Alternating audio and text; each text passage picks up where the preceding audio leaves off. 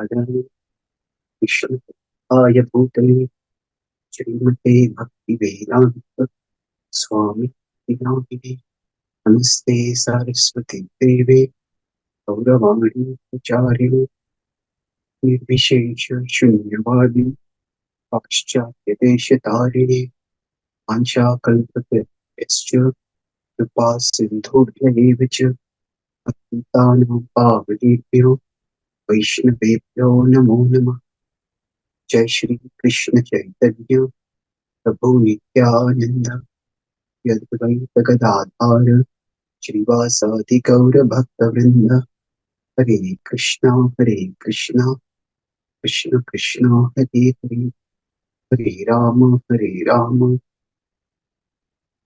Hare. My dear Lord, please guide us all as we try to appreciate the great acharyas who have struggled greatly to give us your message of love and the path to unending love with you. Hare Krishna. So today we come to the last session of our 4 sections of course on Gaudiya Vaishnava history. And thank you for staying with us for the session. I was talking with one devotee yesterday, and he told me that when he joined this course, he was expecting to hear many unknown stories about the acharyas and exciting incidents from their lives. Many of you may have come expecting like a T20 match with lot of sixers, but what you got here was a chess match. We are not going so much into larger than life incidents from the life of the acharyas, but a very grounded analysis of what they did and what they did. Yes, the acharyas were larger than life. When we look at the acharyas' lives, acharyas' actions, there were their larger than life actions.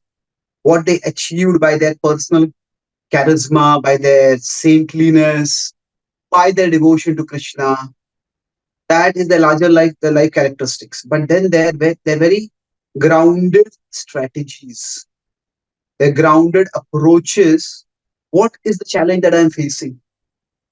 How am I going to deal with that challenge?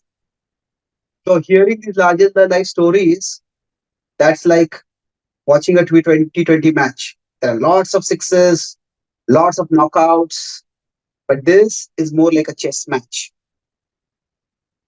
Okay, this is happening over here. This move is being made over here. What is the move to make over here?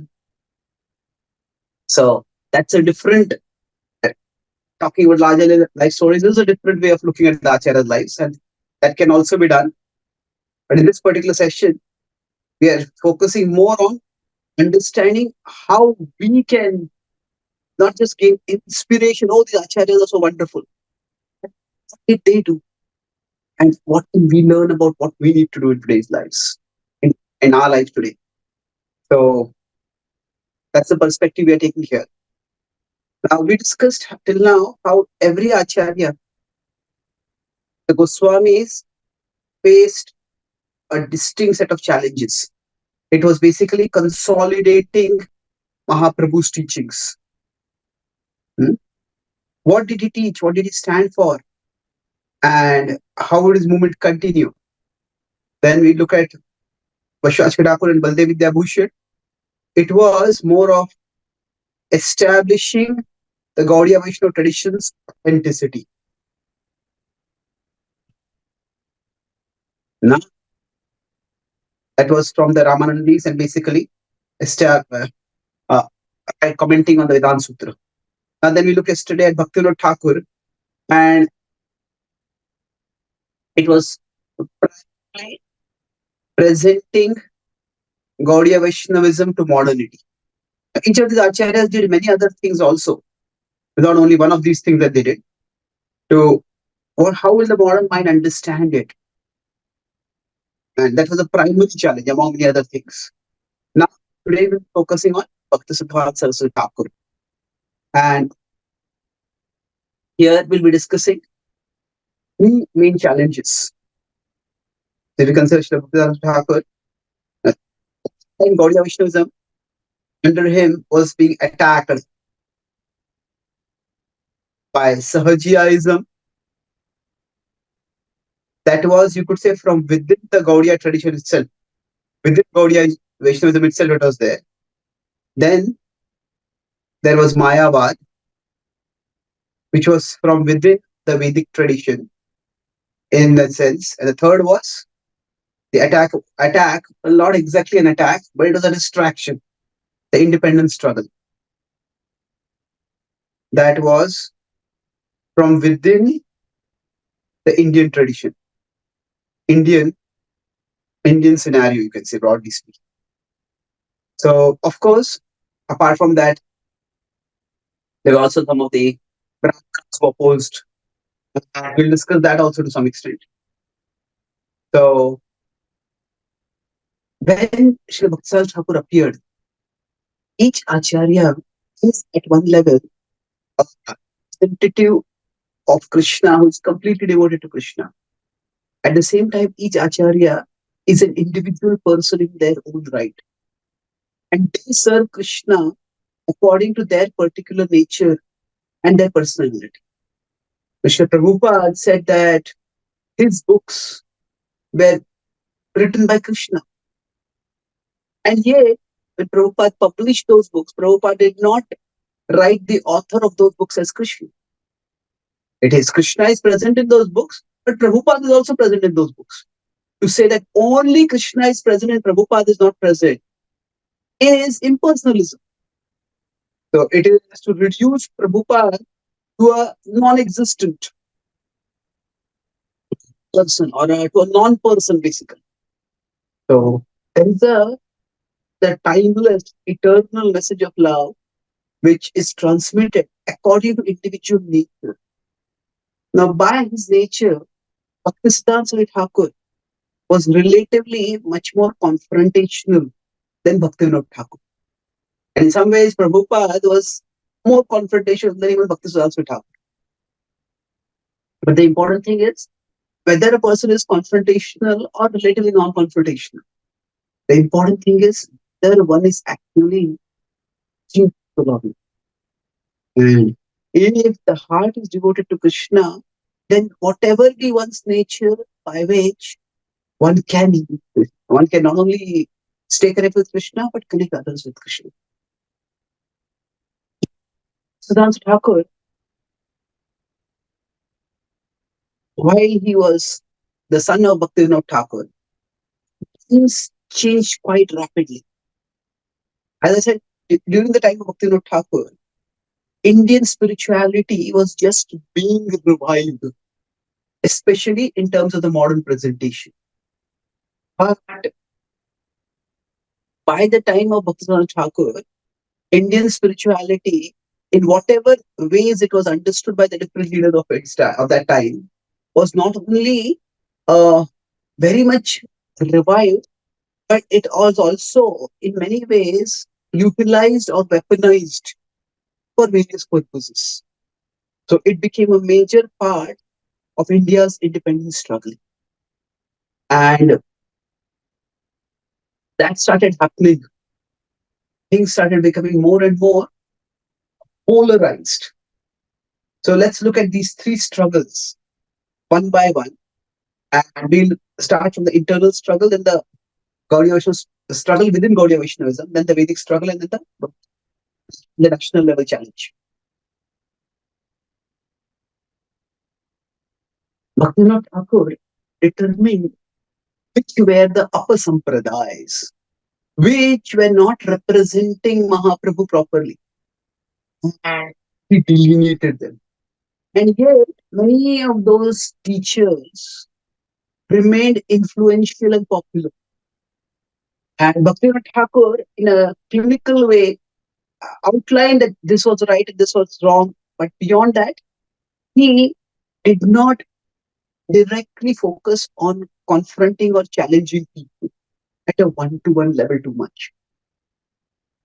Bhaktisiddhanta Thakur did that right from his childhood. we could say from his youth. And Bhaktivinoda Thakur, in some ways, worked from within the system. He was a part of the British government, and he used that position for bringing respectability. But Bhaktisiddhanta Thakur decided, relatively speaking, to not be a part of that system. He studied the mainstream education system, but then he decided that there's not much point continuing the studies. So he had an opportunity to become a professor in a mainstream university, but he decided there's no need for this. So he, rather than working like his father from within the system, he decided he could have much greater influence from outside the mainstream system. At the same time, he didn't become a vocal critic of the British government or what it was doing. His focus was on how Gaudiya Vaishnavism was being misunderstood or misrepresented. So, in the Vedic tradition, there are broadly two ways of approaching the spiritual. These can be called as Vedanta and Tantra. So this is the spiritual level. This is the material level. Now people want to go from the material level to the spiritual level. So how do we go? So one is separation and rejection. Separation means separate matter from spirit, and reject matter and spirit. Separate, and then reject matter, focus on spirit. So in some ways, the second chapter of the Bhagavad Gita, 2.11 to 30, manifests this Vedantic approach that the body is different from the soul. The body is destructible, the soul is eternal. Matter is temporary, the soul is everlasting. To differentiate between matter and spirit. This is the approach of Vedanta. Now, the opposite approach is taken by Tantra. The word Tantra means many different things to different people and often has a negative connotation. But essence of Tantra is that use matter to reach spirit. Now, within Tantra, there are broadly two schools of thought. So one is that selected matter can be used to reach spirit. The other is all matter can be used to reach spirit. So selected matter means, for example, within the Bhakti tradition, we offer food to Krishna. Now we can say at one level, food is material. It grows at a physical level in the environment, and it is taken in by the body. And whether it is prasad or non-prasad, it is excreted from the body eventually after being transformed. So it is matter, but some special kind of matter, special ways, which is offered to the divine, it can bring us closer to the Lord. So like that, selected matter and selected ways of interacting with matter can spiritualize our consciousness. So when we take Charanamrita is tasty. But you don't say that every tasty drink is Charanamrita. Some special liquid, so selected matter can help us approach spirit. Whereas Tantra says that any and every matter can help us approach spirit. It's only a matter of consciousness. And Tantra in its extreme says that the very thing that binds most people to matter, that is sense pleasure, that can also take one to spirit. So their idea is sensuality to spirituality. And the idea is that sambhog se samadhi. Now, there is some rationale to this. So if we consider, okay, some way, this is some kind of, it looks like a tree, but assume this is like a fire. It's a flame, starting from some log over here. Now, if we put a giant log over here, on top of it falls, the flame will get extinguished. So their idea is that this is a huge amount of sensuality. If we indulge it, then if this is the fire of desire, fire of lust, by enormous indulgence, we will become so fed up with it. We'll realize that, okay, I got everything that I wanted and there's nothing in this. There must be something more to life. And we look for something more. Narayana talks about this approach in the seventh canto, but it's very dangerous. Why? Because, first of all, how much will be too much? How much will be too much? We don't know. And we can't know.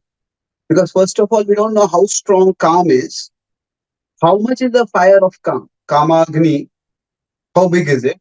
And then the bhog, how much should it be so that it is bigger than this? So, this quantity we don't know. And therefore, this quantity we don't know. And therefore, if the log is not big enough, put the log, actually the fire will get extinguished for some time, but afterwards it will blaze even more. And then what happens to us most of the time? See, that whenever we have some craving, at that time, oh, I want to eat this, I want to watch this, I want to touch this, I want to do that. And then we do it, and after that we feel some relief. The fire goes off, but the fire is not gone. The fire just been covered. And afterwards the fire starts blazing again. Oh, the approach was there, and there is a remote possibility of this approach working, but it's very unlikely and it's very dangerous. So anyway, this was one school of thought, and it is a little tamasic, but somehow over history, this tantra started coming into mainstream, more sattvic forms of Vedic spirituality, including Vaishnavism.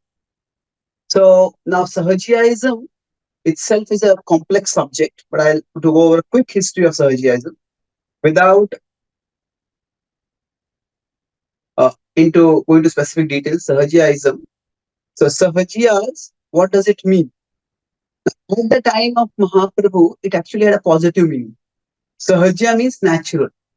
So Ramananda Rai is described in some Gaudiya Vaishnava literature as a Sahajiya Bhakta.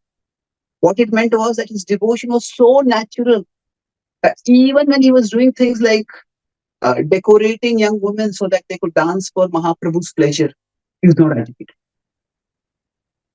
So for him, devotion was so natural that no other emotion was there. But soon the meaning became negative.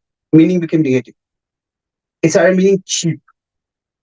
So cheap means those who start taking that which is very exalted emotion very cheaply.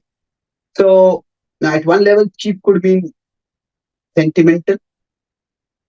Somebody starts saying that, oh, the darshan of Krishna today, some tears came from my eyes. Therefore, I have become pure devotee. I achieved love for Krishna. That is sentimental. Now, not all sentiments make one sentimental, and not all sentimental kinds of bhakti make us surgiac. Everybody can be given to waves of sentiment. But the key point is that it's not just sentimental. Sentimental is considered more important than consistent or dedicated. So anybody can have sentiments in bhakti, and we all want to have sentiments in bhakti. If we are not dedicated, bhakti is not just about experiencing ecstatic emotions. Bhakti is about developing a real relationship with Krishna. And developing that relationship means that we need to ourselves focus on doing as we would do in any relationship, steadily serve Krishna. So over time, cheap meant not just it became immoral. What is immoral? There's many aspects to it. Immoral was that Sahajiya, if you chant the holy names, you can be purified from all sins. Therefore, it's natural for us humans to do sins. So what is the big deal? So even if you eat meat, even if you chant Hare Krishna, you'll be freed from all simple activities. So the idea was that the holy name was used as an excuse for continuing sinful activities. So in Bengal, in those times, it's very common for people to have bead bag in one hand and they would go to the market and they would come back buying fish with the other hand to cook and eat. So bead bag in one hand, fish in the other hand, and Vaishnava tilak on the forehead. So this was using the holy name for justifying one's sin. But this is not bad. This is not the worst of it. There was something far worse. Is now in the Bhakti tradition, there there is the understanding that the divine can come to the material domain. The divine comes to the state material domain and then departs from the material domain. So this is the idea of avatar. So avatar is the Lord comes from the spiritual level to the material level and goes back. But apart from that, there's also something which is much shorter, which is called as Avesh. Avesh means the divine manifests in the human. It is said in Chaitanya Charan that when Nakul Brahmachari would speak, people would feel as if Mahaprabhu is speaking through him. And now this Avesh, this is known in some other traditions as possession. In Maharashtra, when I used to grow up, you say the Angatiyani. So especially this happens to worshippers of the goddess. And suddenly they start dancing and singing and moving like dervishes round and round and round and round. It's like the goddess has entered into that person. Now, of course, many people imitate this. It's possible that many might be imitations, but they have their own tests that if you actually, if the goddess has entered into that person, you do arti and bring the arti near very close to the eye of the person. And if the eye doesn't blink, then actually the goddess is there. If the eye blinks, this person is just taking it. So this idea that the divine can enter, something higher can enter into human, it's a fair enough idea. Now, in the first session, I had mentioned how that in the Gaudiya tradition, there was an emphasis on Natya. Now, in Natya, especially when Natya became mixed with Bhakti, then the idea of Avesh became even more prominent. So even now, if we go to places like Varanasi where the Ram Leela is done, where say around the time of Ram Navami, there is the entire life story of Lord Ram that is depicted. That means, say, if a young boy is playing the role of Lord Ram, then for that day, even his father will come and offer pranams to him. And this boy will bless his father. The idea is for that day, that boy is not treated as his son, the boy is treated like Lord Ram. And in ideal situation, it is possible that if somebody is with great earnestness trying to depict the pastimes of the Lord and is trying to enter into that mood, then some manifestation of the divine can enter into that person and help that person experience those emotions and enable others to experience those emotions. So now this concept of Avesh has its role in the Bhakti tradition, especially it is there in the Natya. The Sahajiyas took this idea of Avesh to a perverse degree. What did they do? They would say that actually, I am Krishna. They were tell devoted, innocent, gullible women. I don't see you as a woman. I see you as Radha. And it's not I who am seeing you as Radha. It is Krishna within me who is seeing you as Radha. So Krishna has entered into me and Radha has entered into you. Radha and Krishna, wherever they are there, what happens? Ras Leela. So let us do that. So it was not just an imitation of Krishna's pastime. But definitely an imitation. It was much more. It was a rationalization of that imitation. It's not that I want to enjoy with you and I'm doing that. It is actually Krishna who wants to enjoy through us. If you say no, you are actually rejecting Krishna. You are disobeying Krishna. It was such a obvious way of manipulating people. Recently, there was a movie, Maharaja, which depicted something like this. When something like this happened at one time, the British government tried to ban this particular form of worship, and a lot of complicated things happened. Now, that movie also went into controversy because it was seen as targeting a particular sampradaya, although it was meant to depict only how a particular teacher from a particular sampradaya had tried to do like this. So the thing is that it was horrendous. Many people were misled and polluted, and this was what Bhaktivinoda Thakur fought against, and that Bishak Sen was there. So what he was doing, if somebody is a representative of God, somebody whom we consider to be very close to God, And that person is telling us that God is speaking through me. And this is what God wants you to do. It's very difficult for a person who has great faith in God and a great faith in saintly people to do something like this. Now, Ravan came in the garb of a sage. Even Ravan did not claim that I am Ram. And he didn't try to abuse Sita like that, exploit Sita like that. So this was ghastly. And because this was happening, for the people in general, yesterday I had mentioned how during Bhaktivinoda Thakur's times, from that time onwards, the Christian attack on Hinduism, now we know as Hinduism, on Sanatana Dharma, was basically, it was Krishna who is so immoral, Kali who is so brutal. How can you worship? What do you people know even about God if you worship such a peculiar and horrible characters, this God? So this was very severely criticized by Christian missionaries. And a Christian missionary said that there is no deity who has spoken so lofty a philosophy and engaged in such so filthy an activity as Krishna in the entire religious history of the world. There's another Christian missionary who said that there is this idea that you can chant the name of God once and be freed from all sins. He took Ajamil's pastor. He says this idea is the cause of all the immorality in the name of religion that is present in Hinduism. And if Indians are to be saved from such immorality, Hinduism has to be destroyed. It's the only way. Only the morality of Christianity and the moral life of Jesus can save Hindus from the immorality of false gods like Krishna. There were very severe criticisms that happened over there. The Parkya and all these things are very exalted and they can and need to be explained.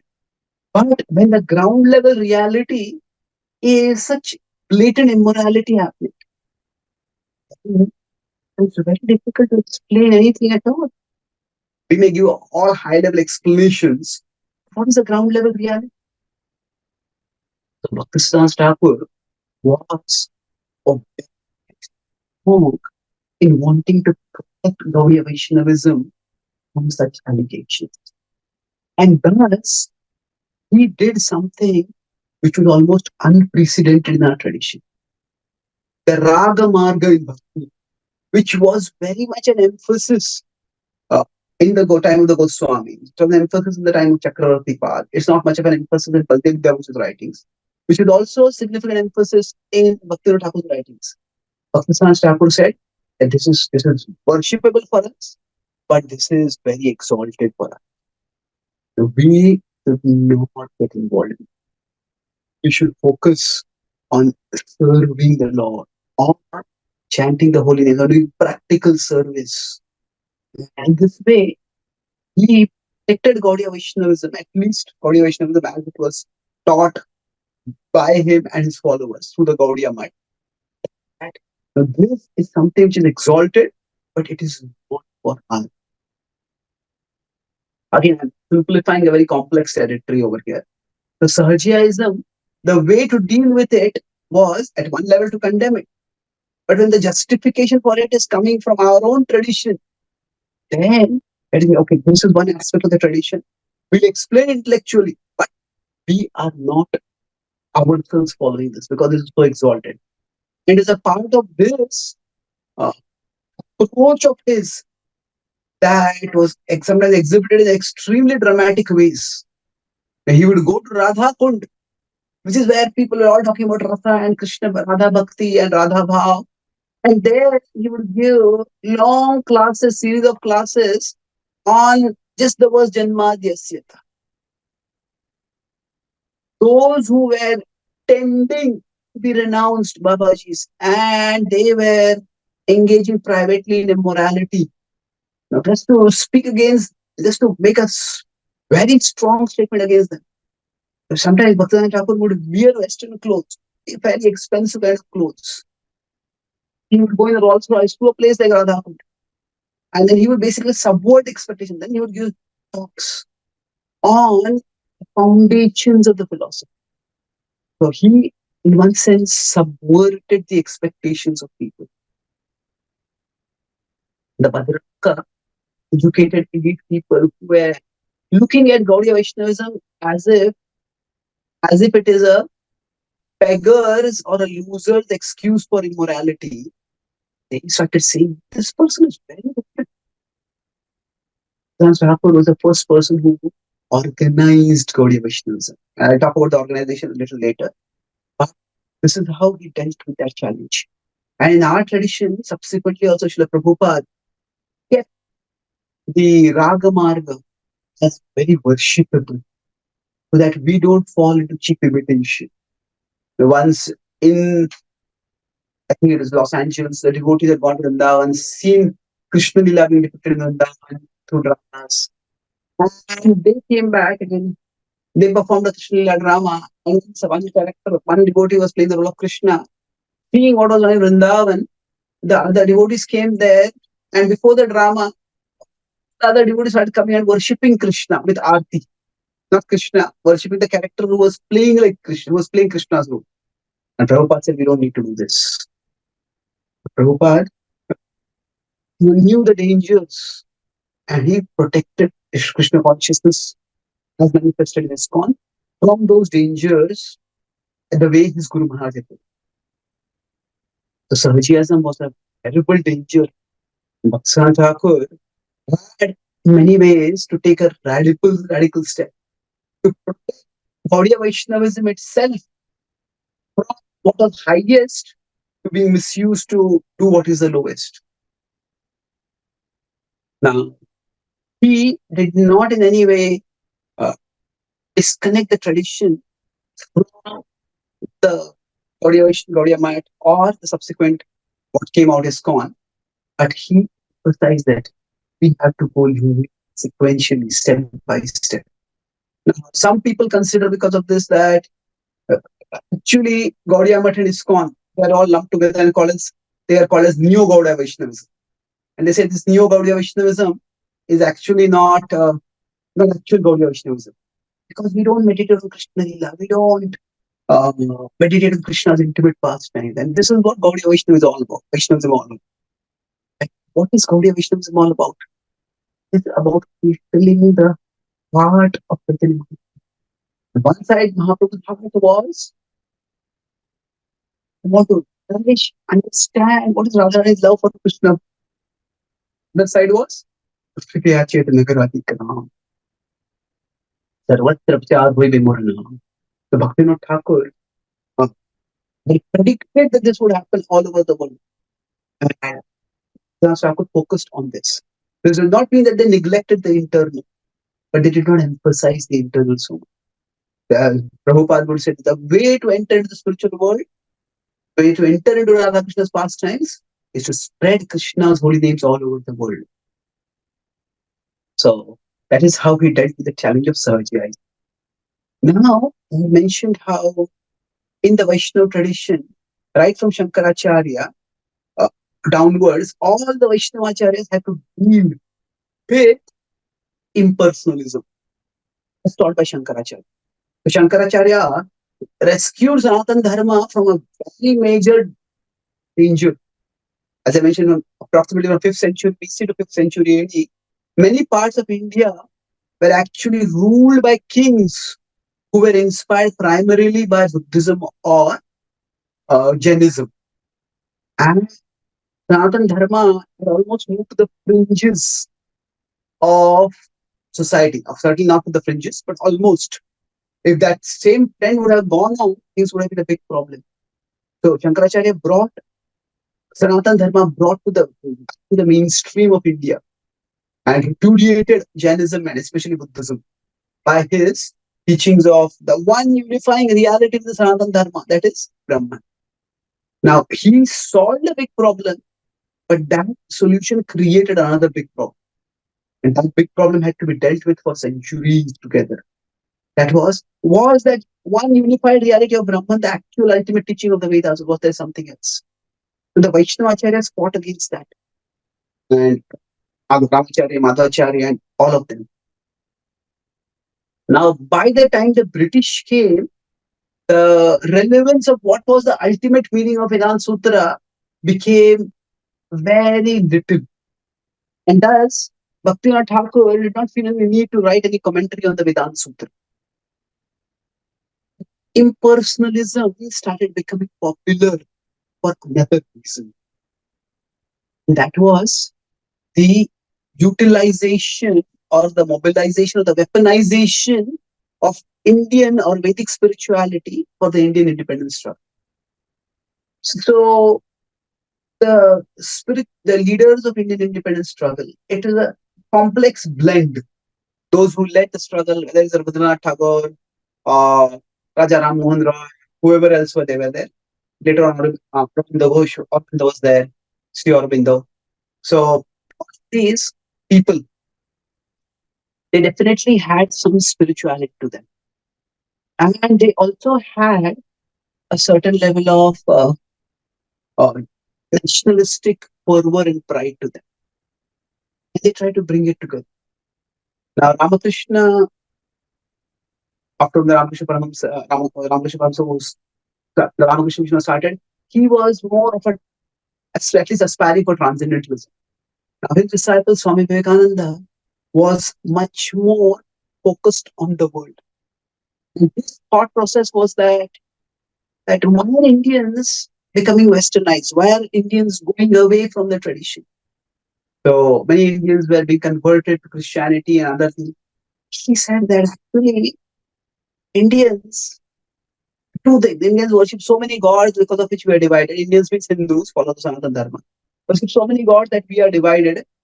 And then also that we think we worship God only in the temples and don't see God in people's hearts. And that's why we will give lots of charity in the temples, but we won't give a charity to the people who are outside, who are beggars outside. And what happens after that? The Christian missionaries, they come and give food to the poor people, and the poor people become converted. So now his concerns are all valid, but the way he tried to address those concerns created far greater concerns. So he created what was called as Neo-Advaitavad. Shankaracharya's Advaitavad was basically world transcending, world rejecting. And this whole world is Maya, and you just have to go beyond this world, Brahman. But what these modern spiritual national leaders taught was that really, yes, seeing God in the temple is good. Seeing God in everyone's heart is better. And serving people, seeing them as God, is far better than serving God in the temple.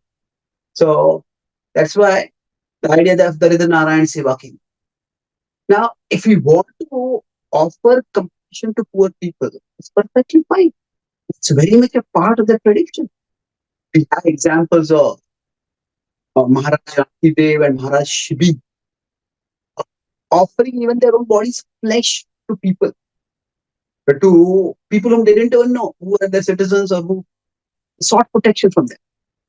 Maharaj Prithu also, as an avatar of the Lord, of exercised himself to provide relief to his citizens from the famine. So giving charity and taking responsibility for materially helping people is very much a part of the Vedic tradition. However, it's one thing to serve people, and it's another thing to think that social service is actually superior to devotional service.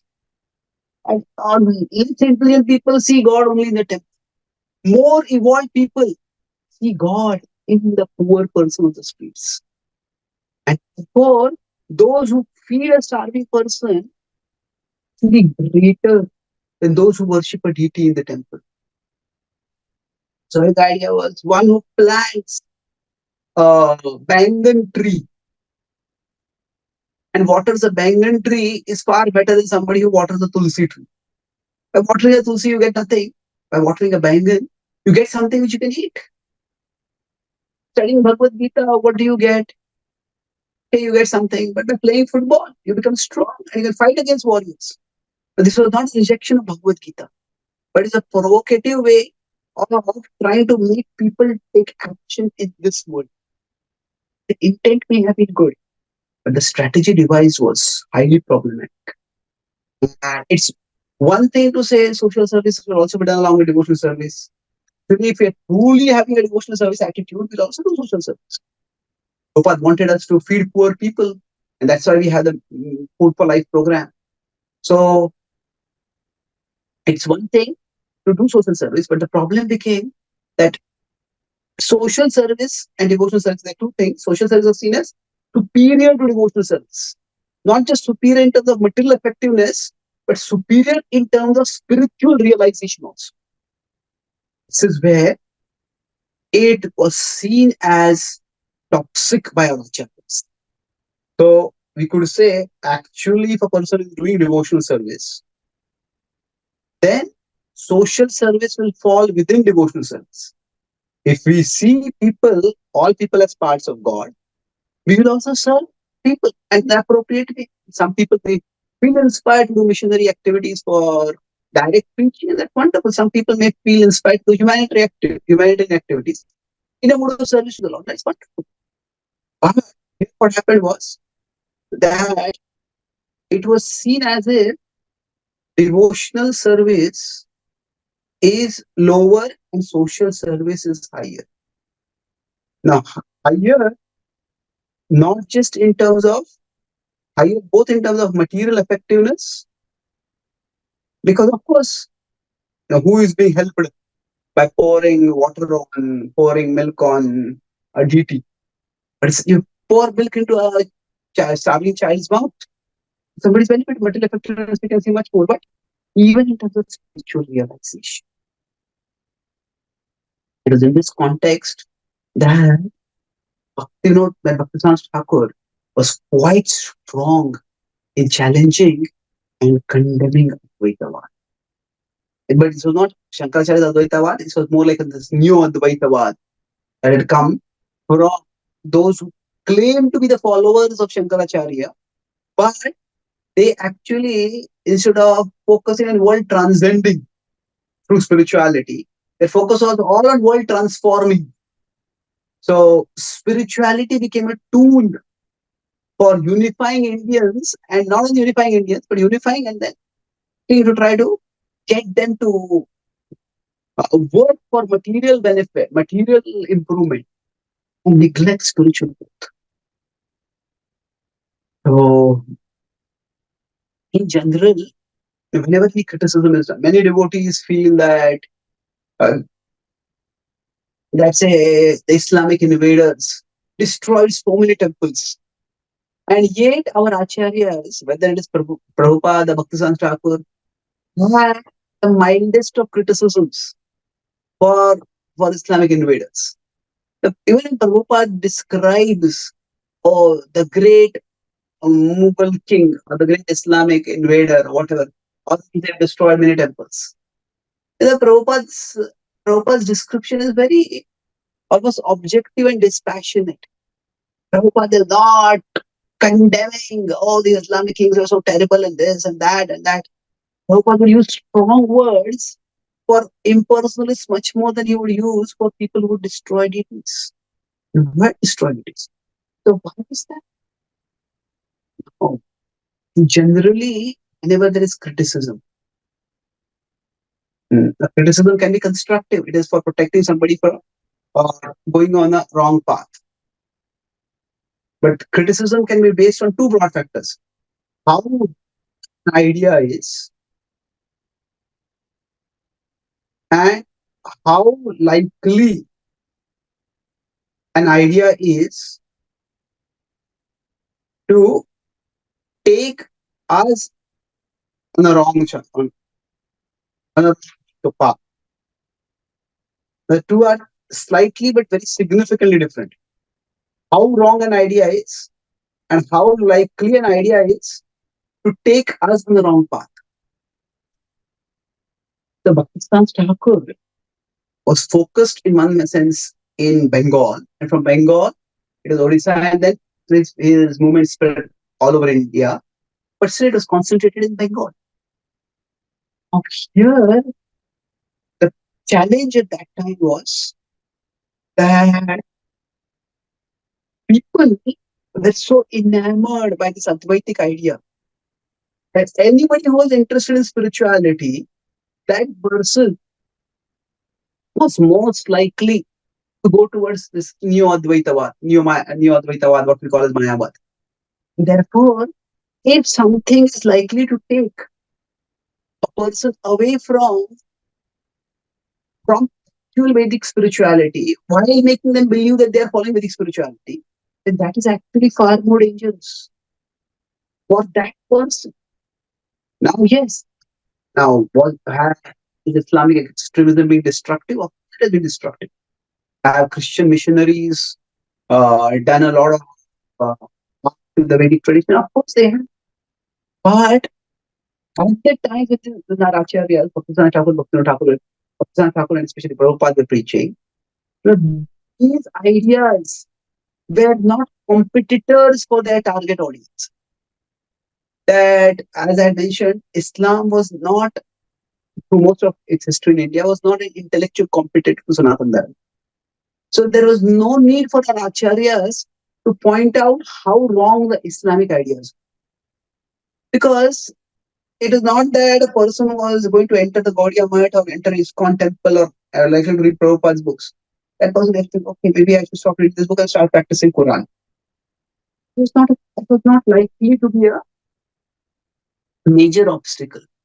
So the Acharya's emphasis often comes from what is likely to mislead their followers or their potential followers. And that may sometimes need to be very strongly condemned. So that's why if we look at it only from one perspective, how strongly our acharyas condemned some of these ideas and the people who have propagated these ideas, then we may go towards two extremes. We may go towards, so if decontextualized means without looking at the context. Decontextualized repetition of criticism. If we consider the criticism that acharyas have done without containing the context, one would that we may start thinking that all the Mayavadis, Neo Advaitas, they are actually terrible, terrible people. And the other is, we may start thinking or we may start speaking in a way that people think that people's perception will be that we are terribly intolerant. And then people will also, if we get too influenced by that, we may also start thinking, this is all too intolerant. The same people who at one time very strongly criticized Advaita, and after some time they become, they need to criticize all this. They can go towards the other extreme also. Some do, some don't. But if we understand that there are dangers and then there is protection from the dangers. So we will see what are the dangers now and what are the protections now for us. In that way, we'll be able to see what is required for us to hear Krishna Bhakti. For example, in today's world, we don't have to tell people how, say, Vaisheshika or Sankhya or Nyaya, how all these philosophies are wrong interpretations of Vedanta, of the Vedic scriptures, and the Vedantic interpretation is only right interpretation. So, why? So, we have to see what were the acharyas facing at that particular time, what were they getting by their statements, and then today, whether that is required or not, we have to use our intelligence to decide that. So we can't absolutize the statements of the acharyas, but at the same time we can't relativize the statements. Oh, this is just their opinion. But we need to contextualize their statements. So contextualize means what? We understand their purpose as much as we can. And then we reflect how we can fulfill that purpose now. That how can I fulfill that purpose now? So is criticizing Mayavad required for fulfilling people and bringing people towards Krishna? That depends on what is the major obstacle for people in coming towards Krishna. But this is how this why the sometimes the criticism of Mayavadis was very strong. And that brings us to the third part of what Bhaktisiddhanta Thakur was doing. That was his, now before we move toward the third part of the independence struggle, Bhaktisiddhanta Thakur was actually very significantly successful. Now, if we consider from the level of success that the Prabhupada achieved in ISKCON, or through ISKCON rather, we may say that Gaudiya Math was not very big, but at that time to build 64 temples all over India, to even have some kind of outpost outside India. There was in Burma, Rangoon was there. Then in Germany, something was there. In London, something was there. Nothing huge, but something was there. It was not a small achievement what Bhaktisiddhanta Thakur did. It was very, very significant in many different ways. Now, after this, when we come to the Thakur's way he saw the Indian independence struggle, that from the time of Bhaktivinoda Thakur, the Gaudiya Vaishnava tradition didn't have a very positive affiliation or view of the Indian independence struggle. Bhaktivinoda Thakur gave an example which infuriated his peers like Bankim Chandra Chatterjee or Bipin Chandra Pal, who were into very much passionately seeking independence for India. He said that actually, after all, Bhaktivinoda Thakur said, after all of us, we are like brothers. So the Western people, the British, they have shown that they are good at material management. Suppose there are two brothers and they have inherited a big estate. And the younger brother is actually very good at managing the estate. Then the elder brother can focus on spiritual pursuits and let the younger brother take care of the material management. And he said the same way, these British are like our younger brothers and we are like the elder. So let them manage the country and we will focus on our spiritual growth for the good of everyone. So there's Westerns and Indians as brothers. And this was, and his idea was that not so much that Indians can't do material management.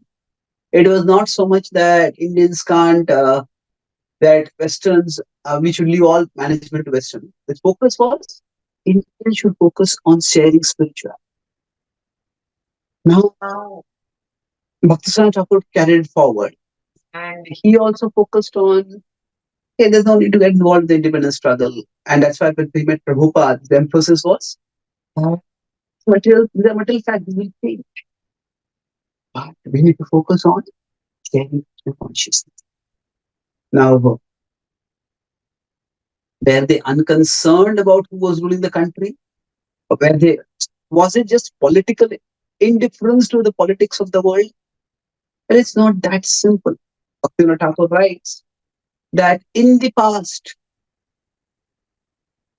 before when the Islamic rule was there, we had many obstacles in worshipping Krishna and following our dharma.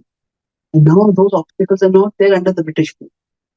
So if we consider the reference point, okay, as compared to what had happened in the Islamic rule in terms of the freedom to practice one's religion, the British offered it more. And from that reference point, it did make some sense. And now, is this an absolute stand for every single follower of Gaudiya Vaishnavism for all of eternity? Well, it depends. The Acharyas give timeless spiritual teachings. But at the same time, in each time that they encounter, they emphasize certain things. So, Bhaktisiddhanta Thakur didn't really empathize much with the independence struggle. He there are entertaining anecdotes of when Subhash Chandra Bose came to meet him, and he said, "You are taking so many young men and making them sannyasis and brahmacharis. We need young people for fighting." And Bhaktivinoda Thakur said, "Actually, all these young men are just, they are quite weak and they are not very strong. They cannot be a part of your army." So he basically dodged the question. And he did not go out of the way to antagonize people too much, the independence struggle, but he de-emphasized. So in many ways, the Advaitins had become strongly identified with the independence struggle. And he decided that the Gaudiya Vaishnavas did not jump on that same bandwagon. Now, did the independence struggle help India grow spiritually? Well, it certainly didn't happen. Our independence came with partition, and partition led to the partition. Gandhi was assassinated, and after Gandhi was assassinated, basically two things happened. Because of the partition, it was seen that if religion comes in the center stage of India, religion will cause conflicts and division and dissension, and therefore religion should be removed from the center stage of India. And after Gandhi was assassinated, and he was assassinated by a person who was a Hindu and who was seen as a Hindu extremist, Hinduism became even more demonized. And as for the protection of India from fanaticism, Hinduism absolutely has to be removed from, from having any political influence. And thus, what happened was almost like a reverse discrimination against Hinduism for quite some time. Now, things are changing to some extent for due to various incidents and various historical trends. And anybody who suppressed for a long time, they will start rising again. And now, is it that with the mainstream culture, the mainstream political establishment more receptive to Dharma Dharma, is it making a difference for us positively? Yes, it is. But is it making the ultimate difference? Certainly not. It is not just Krishna consciousness that is facilitated. There are many other groups are facilitated. And but it's a good thing, it's not a good thing. These are decisions that need to be made according to time, place, circumstance. And whatever the reality at a particular time, it is that reality. The Bhaktisiddhanta Thakur was very strong in countering what he saw was an obstacle for the sharing of Krishna Bhakti. And he, regarding, I'll take one more point and then we will open for question answers. That among the many things that he did was what Bhaktisiddhanta Thakur had said, that what Bhaktisiddhanta Thakur had said, the Western people, especially in that time, Western meant British. British people are very good. Actually, the word Western was never used. In India, the Gore, the white people, was used. Western is being used now only the last few decades, basically. The white people, basically. So that they were good at management. And Bhaktisiddhanta Thakur actually took quite a few things from them. So the idea of creating a proper organization for preaching. To some extent, the Ramakrishna Mission adopted that from Protestant Christianity. And Bhaktisiddhanta Thakur, we adopted something. We need to have an organization if we need to give it. The organization brings it some evil. Generally speaking, there are, if you consider organizational structure, there are three categories. There is hard, medium, and soft. Now, soft means that there is a broad agreement of whom we worship and what we believe, of worship, if you're talking religion. But with respect to practices and even beliefs to some extent, there's wide variety. There is no one authority who will officially declare that this is right and that is wrong. Gaudiya Vaishnavism was for a long time like this. It was like soft organizational structure. Gaudiya Vaishnavism means what? We worship Lord Chaitanya. We follow Lord Chaitanya and follow his teachings. Now, what exactly are his teachings? What exactly are the practices? So we see Narottam Das Thakur and his Kirtan style was different from the Kirtan style that was developed in other parts of Bengal. Manipuri Vaishnavism was different from Bengali Vaishnavism. So there was always some variety. So that's how the soft organizational structure was what was there in Gaudiya Vaishnavism. And that was what was also there broadly in the Sanatana Dharma. India was too big for any one king or any one Brahmana, any one sadhu, any one Mahanta to officiate and tell everyone this is what is the right thing. But it's a broad understanding of what is right. Now, from this saw, there's at a medium level means that there is one authority for major details. The major details are okay. If this is the thing we practice or this is the thing we practice, what will we be practicing? There's a discussion, and then this is finalized. This is what is to be done. And then if this is one belief, this idea is another idea.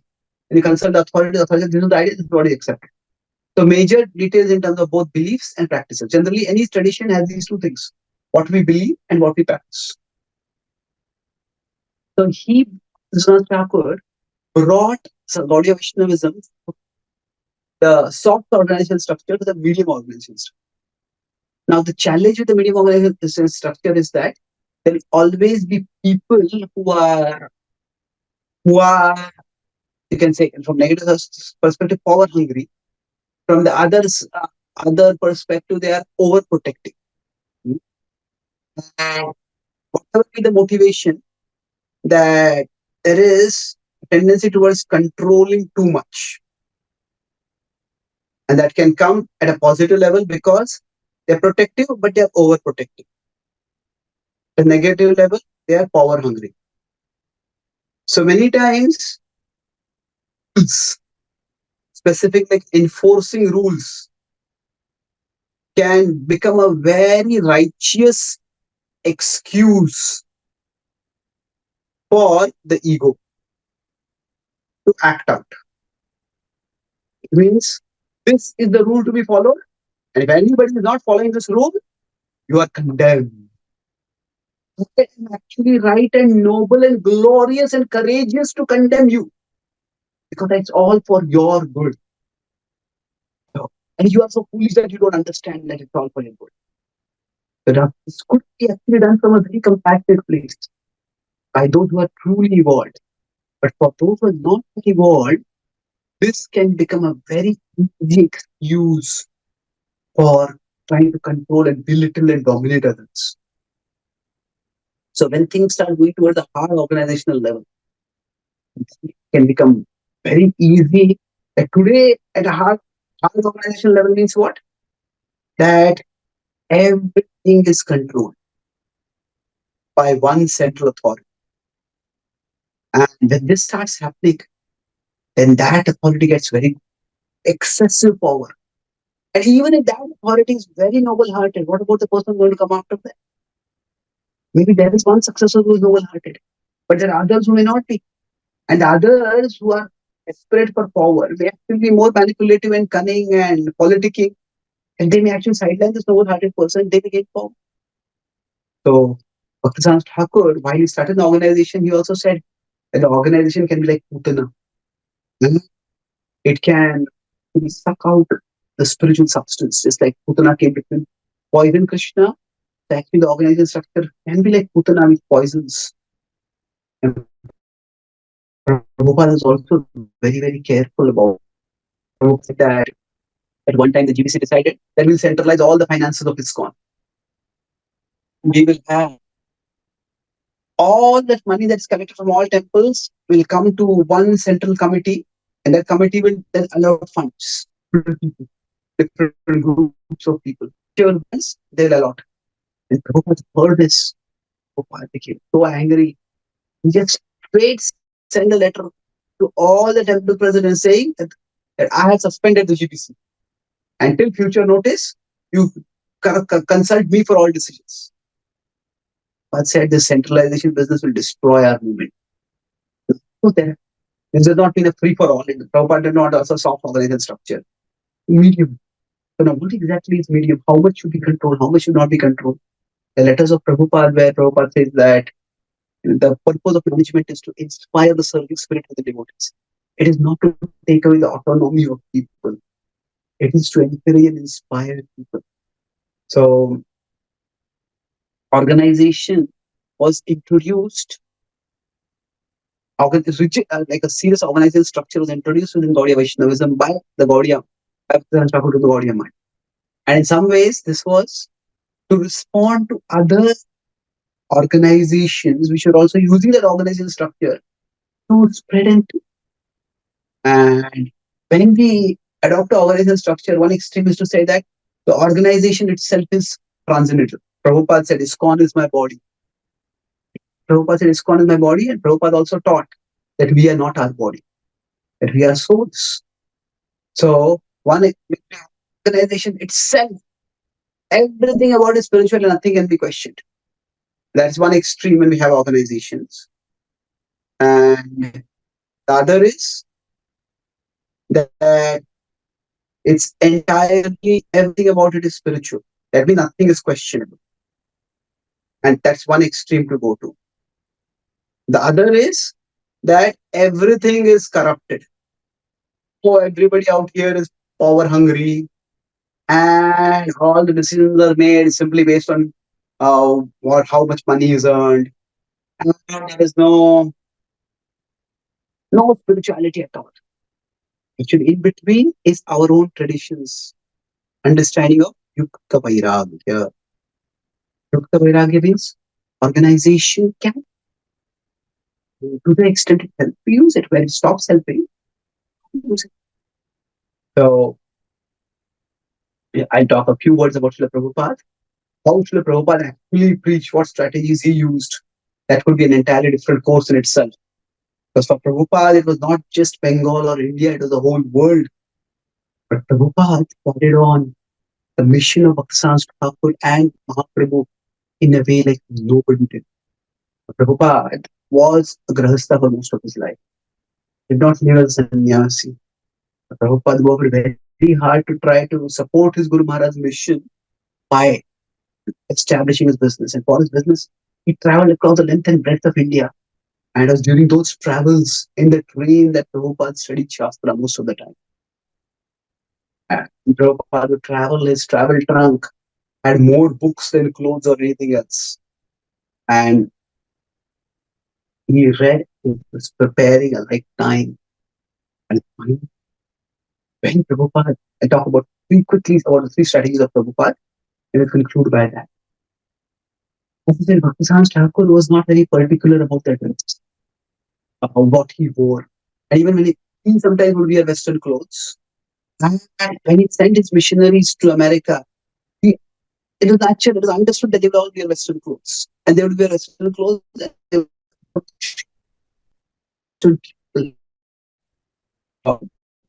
that they would consider respected.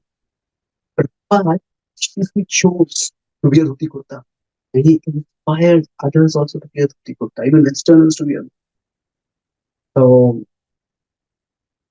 Bhaktisiddhanta Thakur asked his disciples to present themselves as the messengers of Chaitanya Mahaprabhu, presenting his message of love of God. Prabhupada very rarely talked about Chaitanya Mahaprabhu. Prabhupada focused on using Bhagavad Gita as the basis of his book. Prabhupada focused much more on Krishna than on Mahaprabhu. Prabhupada, while he did not get into political nationalism in terms of saying that we should fight for independence or independence is so great, Prabhupada did use cultural nationalism. Many spiritual leaders from India who had gone to the West, and some of them had got sensational success. Some of them had become a part of India's folklore because of the applause and the admiration that they got in places. But none of them had tried to bring about a cultural change. So they had followers, Americans and those who became their followers, even their disciples that came. But their followers continued to wear Western clothes. Prabhupada's focus was on been the cultural nationalistic pride of India. So Prabhupada very consciously not only wore traditional Indian clothes, but also inspired Western people to wear those clothes. And when he came back to India, it was before Prabhupada went to America, Indians were not really taking Prabhupada seriously. Many reasons. He was primarily preaching in English, and those who wanted to follow Bhakti, they were sentimental mostly, and they like wanted katha, not philosophy. They were not interested in English. Even now in India, our outreach is much more in national languages. It's growing much more than English. In the 1950s and 1960s and 1940s, when Prabhupada was preaching, how much more difficult it would have been for Prabhupada. So Prabhupada was not successful in India. But even after Prabhupada came back to India in 1970s, we don't see a large number of Prabhupada's disciples who are Indians who got introduced in India. So that didn't happen. Although Prabhupada did from 1970 onwards spend a majority of his time in India. But what did happen was that Prabhupada's strategy of tapping into the cultural nationalistic pride of Indians worked dramatically well. His Guru Maharaj had told him to go to the West and preach. Prabhupada fulfilled that instruction. But Prabhupada didn't just want to say, oh, I did what my Guru Maharaj told you to do. Just see what a great disciple I am. Prabhupada was not just interested in following the literal word of his spiritual master. Prabhupada wanted to fulfill the purpose. The first class disciple doesn't just follow the instruction. The first class disciple understands the intent and tries to fulfill the intent.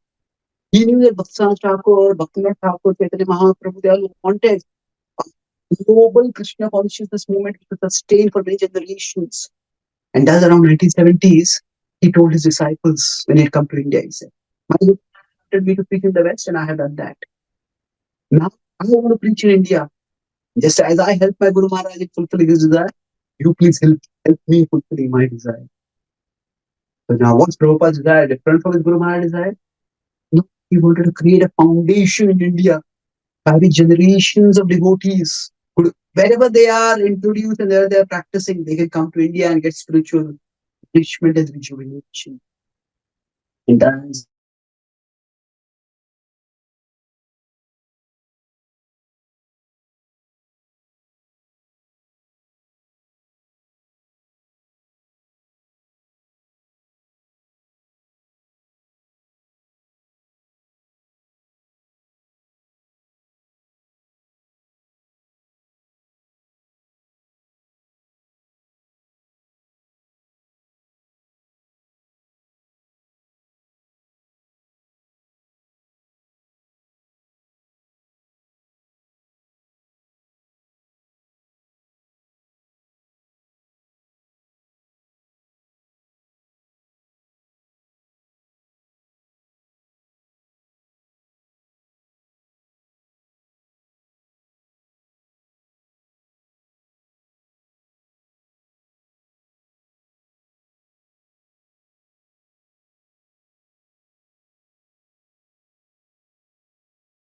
Hare Krishna, can you hear me, please? Yes, Prabhu. Yes, Prabhu. Somehow my phone has got disconnected. Just give me a minute.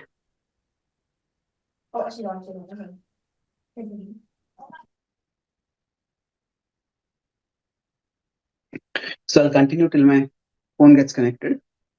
So Prabhupada saw that in his time, what was needed was that he, although Indians were not really interested in taking up Gaudiya Vaishnava Bhakti, he wanted to engage them in Bhakti.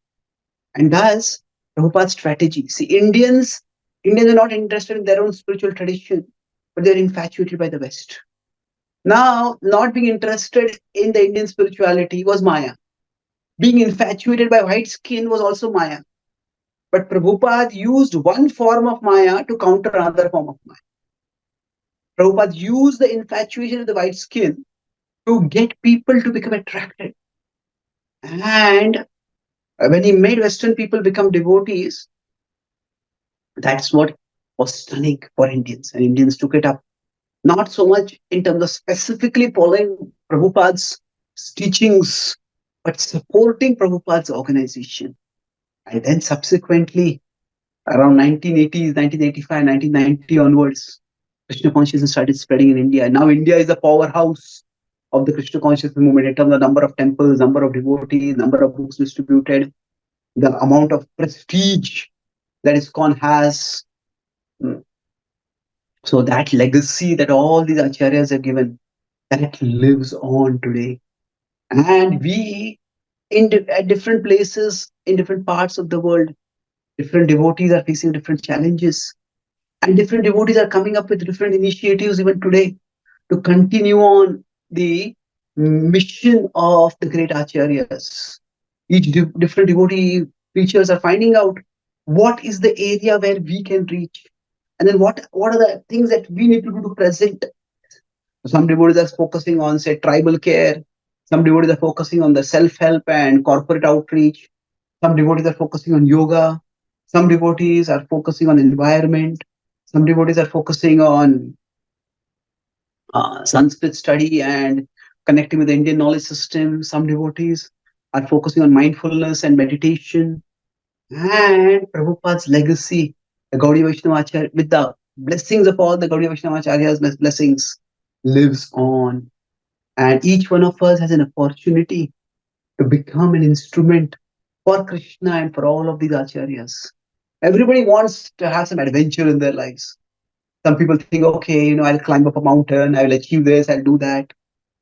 The greatest adventure that we all can be a part of is to let ourselves become an instrument in the hands of Krishna and carry on the legacy that we have got through all these great acharyas. If we do that, then we will be amazed. We all can do some good using whatever abilities we have. But if we let ourselves become an instrument of Krishna and Acharyas, then how much good Krishna can do through us, discovering that can be our life's greatest adventure. And it is to this adventure that we are all called by the Prabhupada, by Sri Krishna, when he says, Tasmat Uttishta Kaunteya, Arjuna, arise and fight. Maha Nimittamatram Bhava, that just become an instrument and fight in my cause. It was that instrument that Srila Prabhupada called, and he said that all of you, please assist me in this mission. And Chaitanya Mahaprabhu said, please distribute these fruits of love of God. So we have that opportunity to become instruments in this glorious cause. I'll summarize what I discussed today. Today we discussed primarily Bhaktisiddhanta Thakur's legacy. I discussed 4 of the challenges or 4 of the significant things that he did. One was the challenge with Sahajiyaism and how Sahajiyaism was not just a challenge from outside, but it was not just Tantra challenge, but Tantra had ideology penetrated within Gaudiya Vaishnavism. And it was what was making people think that Gaudiya Vaishnavism is just an excuse for immorality. And then we talked about Mayavad and how it may have arisen out of good intentions, but it started claiming that social service is actually better, not just materially better, but spiritually better than devotional service. And that's why it had to be very strongly critiqued. It was not because it was so wrong, but it was so much likely to lead people wrong. And then we discussed about the independence struggle and how the acharyas focused on spiritual improvement or sharing of a spiritual message much more than material liberation or material improvement. But then we discussed also about the organizational structure, how Bhaktisiddhanta Thakur used organization to challenge the other groups which were also organized. But at the same time, he gave caution that organizing and our approach is Yukta Vairagya. And we discussed especially about Srila Prabhupada using the cultural nationalistic pride. He stayed away from political nationalism, but cultural nationalistic pride. Oh, this is our culture, and these Western people who are dominating and ruling us are now adapting our culture. Culture is much more visible than philosophy. So other teachers may have got Western people to adopt their philosophy, but Prabhupada got them to adopt the culture. So that's how he created a sensation, and that legacy continues on even today. And becoming a part of protecting and propagating that legacy can be our life's greatest adventure. Thank you very much. Hare Krishna. Are there any questions or comments?